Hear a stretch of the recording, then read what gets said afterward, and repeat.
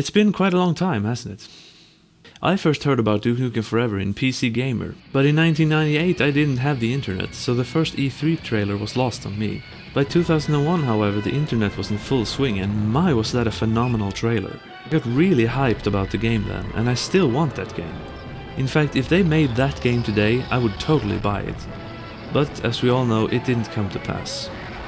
I kept checking the 3D Realms site from time to time, but always I saw those famous words, "when it's done." What are you waiting for? Christmas? Things were pretty quiet until 2007 when I saw a couple of screenshots along with a job ad on some forum. The screens looked good and I slowly started hoping again. By the end of 2007 a new teaser trailer was released, showing good graphics and what Duke might have been up to during the delays. In 2008, on the Jace Hall show, I finally got to see some in-game footage, and I was starting to feel pretty sure that it was going to come out after all. However, in May 2009 some really bad news came. 3D Realms had laid off the Duke Nukem staff due to lack of funds, and on top of that, publisher Take-Two sued them for not delivering. After all that time, it seemed it was all over. But I refused to give up hope. Among all the news sites reporting that Duke Nukem Forever had been forever cancelled, I read that Take-Two retained the publishing rights, and Scott Miller had said that they were actually still working on the game. That was enough for me to keep a spark of hope. Then on September 3rd last year, the impossible happened. Gearbox Software announced that they were indeed taking over development and finishing the game.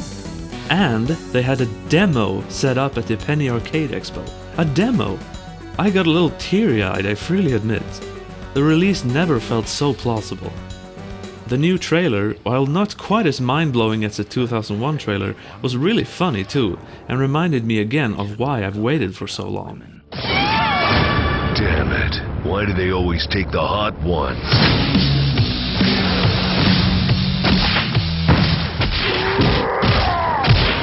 Right in the jewels.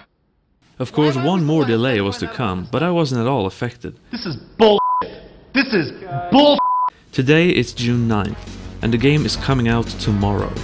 14 years of loyal waiting is finally going to be over. So why did I stand by the game for all these years? It's not only because I love Duke Nukem 3D and wanted to play the next game, but because Duke Nukem to me represents a part of gaming that has been diminishing over the years: carefree fun. Particularly in the first-person shooter genre, the focus has gone more toward gritty realism than fun.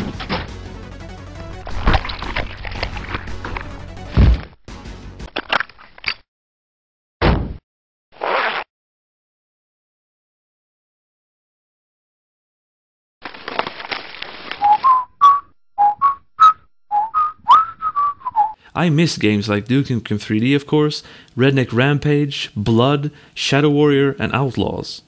I think the turning point was Quake. It was a great game and I liked it a lot, but it was basically all in one color, brown. The location changed from Earth to space and were all pretty bland. Quake had almost no humor and the main draw of the game was the multiplayer. Nowadays it's almost always like that. A first-person shooter comes out, has mediocre single-player, or as I call it, the game, and gets judged to be great because of its multiplayer. The older first-person shooters had style, newer ones don't, except for a few games like Half-Life 2 and Bioshock. In the years between Quake and Brink, I've grown extremely tired of levels in corridors, alien or human military bases, factories, buildings under construction, or even open plains like in Halo. The older first-person shooters had places like strip clubs, bowling alleys, gruesome carnivals, houses. The first-person shooter genre always felt very close to virtual reality to me, and it was like stepping into a different world only with guns and explosives. Duke Nukem Forever would be a step backwards, but in this case that would be a good thing. Back to unseriousness and back to fun. This is KTIT, K-Tit, playing the best tunes in town. During the wait, I often thought about what I wanted Duke Nukem Forever to be. I was hoping that they would stick to the old health pickup system, because the newer system of ducking somewhere and waiting for the health to refill has removed a lot of the tension from FPSs. I was hoping that they would keep the full arsenal too, because only having 2 weapons at a time is not only limiting, but certainly not Duke Nukem style. I didn't get my way on those points, but it's not that bad as long as the humor is there and the levels are fun. Two things could ruin Duke Nukem Forever for me. First, the levels. If the fun levels are too few and the game is stretched out with corridors and stuff like in Toxic Waste or the whole of episode 2, I won't be happy. Let's rock. The other is, if the game ships in an unfinished state and is buggy and or glitchy, I mean, it's been a very long time, and if they rushed it in the end, that would be such a kick in the balls. Despite being an atheist, I have faith in Duke Nukem Forever. When this game comes out, my childhood will have come full circle. I really look forward again to get lost in a world of dirty jokes, kicking alien ass, and hot women. Tune in tomorrow when I'll be doing the unthinkable. Playing Duke Nukem Forever.